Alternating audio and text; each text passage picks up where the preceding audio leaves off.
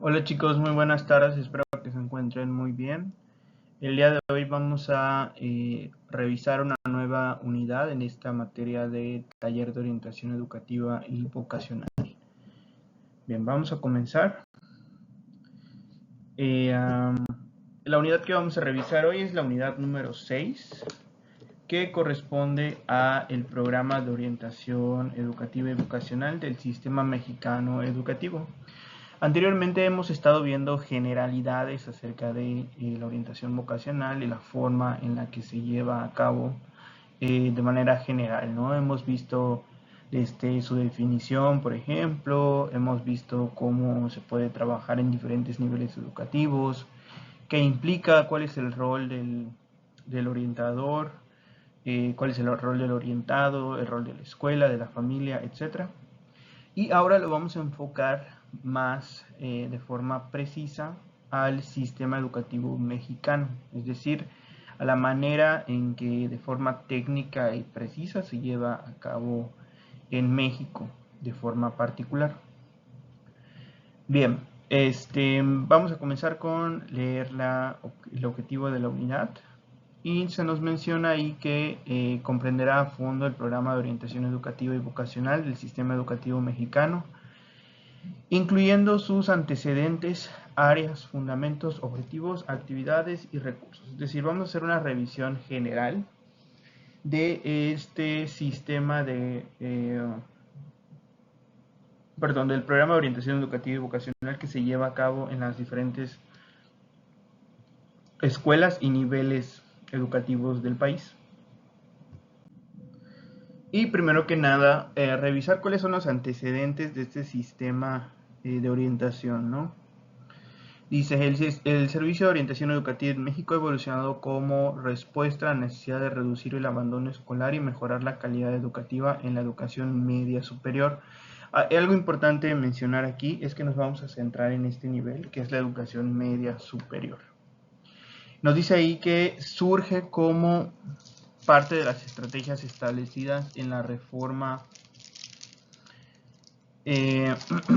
perdón, surge como parte de las estrategias establecidas en la reforma integral de la educación media superior y la nueva escuela mexicana. Su propósito es atender la problemática de rezago, deserción y bajo rendimiento escolar, además de apoyar en la forma de integrar a los estudiantes.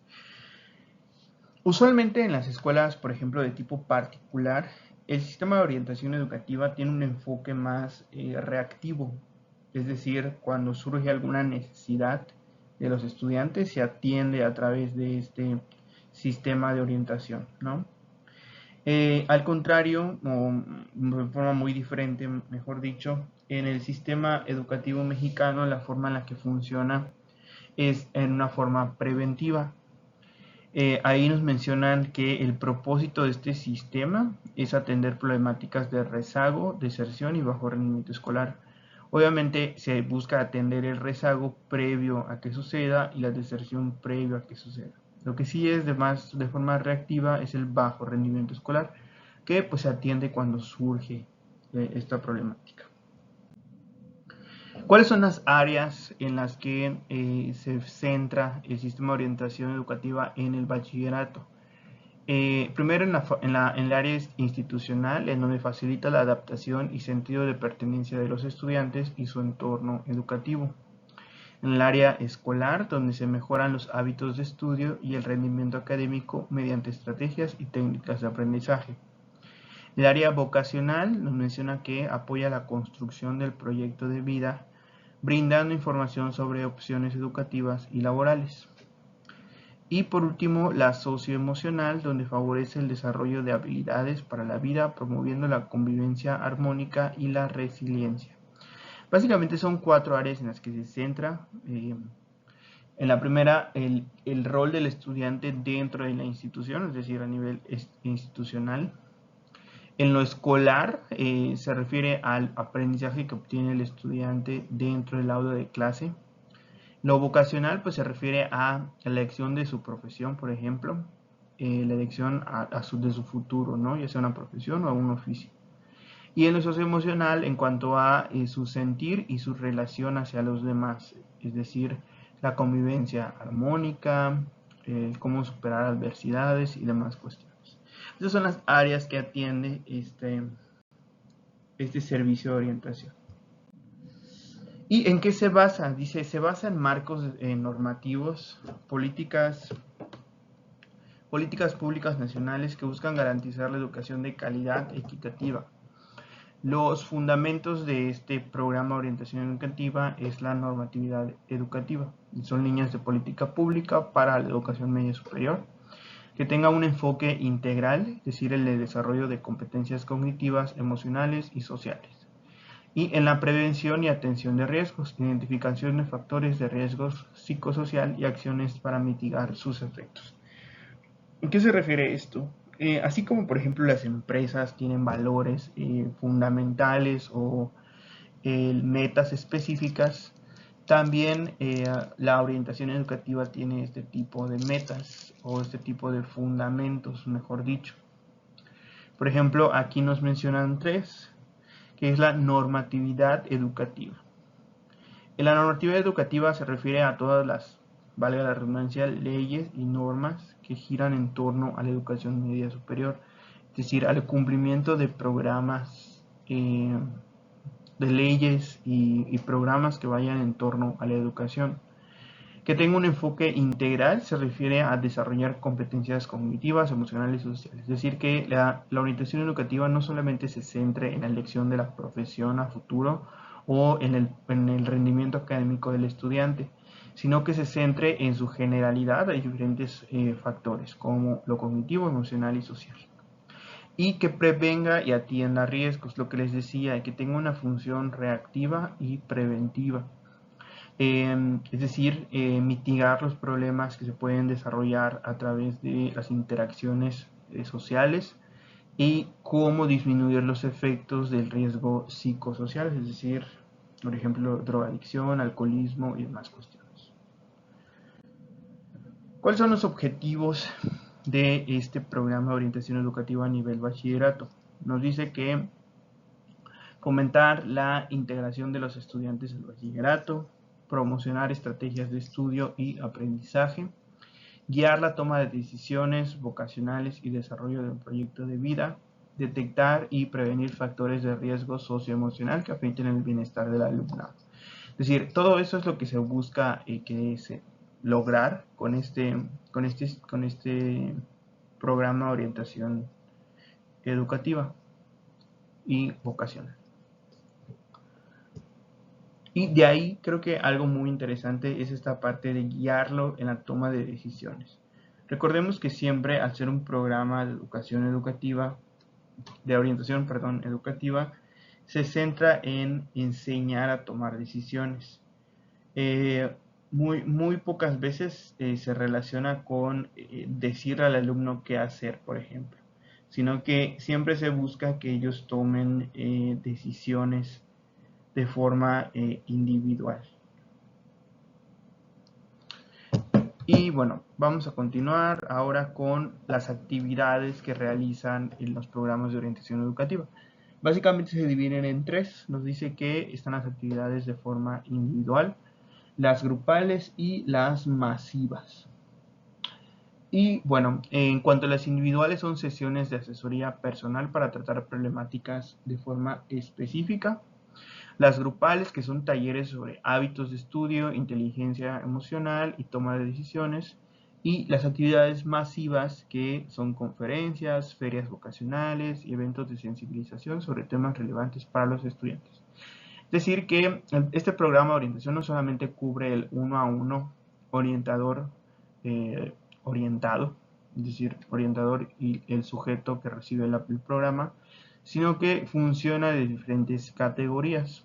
Por ejemplo, se podría en una escuela, en un colegio de bachilleres, por ejemplo, trabajar con los estudiantes que sufren violencia intrafamiliar en una conferencia masiva, por ejemplo, o a lo mejor en un taller, o si ya detectamos un caso preciso en el salón de clase, pues a través de una sesión individual. ¿Y cuáles son los recursos que se utilizan en la orientación educativa, o más bien los que requiere, por así decirlo, para su funcionamiento de forma correcta. Primero necesita personal especializado con formación en pedagogía, psicología o trabajo social. Es decir, esto es muy importante porque, sobre todo para que ustedes como futuros profesionales, que ya les queda bien poquito para hacerlo, empiecen como a tomar este proyecto de la orientación educativa como algo que pueden desarrollar ustedes a futuro como profesionales. Es decir, que ustedes pueden encargarse de pues áreas de orientación educativa pues sin ningún problema. También requiere materiales didácticos, herramientas de diagnóstico y protocolos de atención. Es decir, se requiere, así como en la docencia, también en este programa de orientación educativa se requieren diferentes materiales para utilizar en las sesiones. Y también debe existir toda la parte que tiene que ver con la logística, es decir, con la coordinación con instituciones externas para canalizar casos de forma específica. Por ejemplo, un orientador educativo que no tenga una formación pues a nivel, por ejemplo, de especialización, alguna maestría, no sé, en algo que surja de forma específica, podemos hablar sobre suicidio, ¿no? A lo mejor llega una persona con tendencias suicidas al área de orientación educativa y como profesionales lo que nos correspondería es la canalización, debido a que, pues definitivamente de acuerdo a la formación de cada quien, pues no se pueden atender ese tipo de problemáticas pues a la ligera, sino que un especialista debe atenderlas. Y bueno, ahora vamos a hablar del mecanismo de evaluación que van a trabajar ustedes. Esta ocasión lo vamos a trabajar de forma un poco diferente, en el aspecto de que vamos a trabajar con unos materiales que les voy a proporcionar. Son dos manuales. El primero es el manual para apoyar la orientación educativa en planteles de educación media superior. Y el segundo son los lineamientos de servicio de orientación educativa para bachillerato general. Ambos programas como tal se los voy a proporcionar en el Classroom, se los voy a subir anexados a la instrucción. Y básicamente lo que hay que trabajar ahí son páginas específicas, página 35 y página 10. Y de forma específica hay que revisar la información sobre los conceptos de la orientación vocacional en el primer documento, la importancia del conocimiento en la elección de carrera y los factores que influyen en la toma de decisiones. Estos tres temas corresponden al primer documento que les voy a dar, que es el de orientación vocacional. Después dice áreas de atención en la orientación educativa. En ese como tal hay que revisar el desarrollo personal y profesional del estudiante, factores institucionales, escolares, vocacionales que impacten en su trayectoria. Esa información hay que revisarla ahí. Es lo primero que hay que hacer. Posteriormente, ya que lean esta información, vamos a hacer lo siguiente. Vamos a hacer una reflexión, vamos a hacer tres partes en este mecanismo de evaluación. Primero va a ser una reflexión inicial, que es la resolución de unas preguntas como introductorias a ambos, pues sí, al tema en general. Luego vamos a hacer un mapa mental y por último vamos a hacer una reflexión escrita, o sea, una reflexión final. Primero, esta tarea es de forma individual, repito, y vamos a trabajar primero en la reflexión inicial, en donde hay que leer los apartados que ya se mencionaron anteriormente y responder estas tres preguntas. Primero, ¿cuáles son mis principales habilidades y aptitudes? ¿Qué factores influyen en mis decisiones académicas y profesionales? ¿Y cuáles son mis principales obstáculos para lograr mis metas? Entonces, esos tres hay que leerlos con base obviamente en ustedes mismos y con base en la información del documento. Luego vamos a hacer un mapa mental. Pueden utilizar Canvas, MinMeister o Miro, el que ustedes prefieran para diseñar, pueden utilizar. Ahorita les voy a mostrar unos ejemplos de mapas mentales, porque puede que a estas alturas se les haya olvidado cómo son. Bien, ¿qué debe incluir este mapa mental? Primero que nada van a poner aspectos relacionados con su autoconocimiento. Van a poner un apartado que se llame autoconocimiento y van a describir en ese cuáles son sus habilidades, cuáles son sus fortalezas, cuáles son sus valores y áreas de mejora. Eso es de forma personal, eso es un análisis introspectivo. Entonces en el mapa mental lo que van a poner es de ustedes, no lo van a investigar, no lo van a sacar de internet, es de ustedes. ¿Cuáles son en el segundo apartado sus metas a corto, mediano y largo plazo? Y hay que describir cuáles son de cada uno en cuanto al académico, personal y profesional.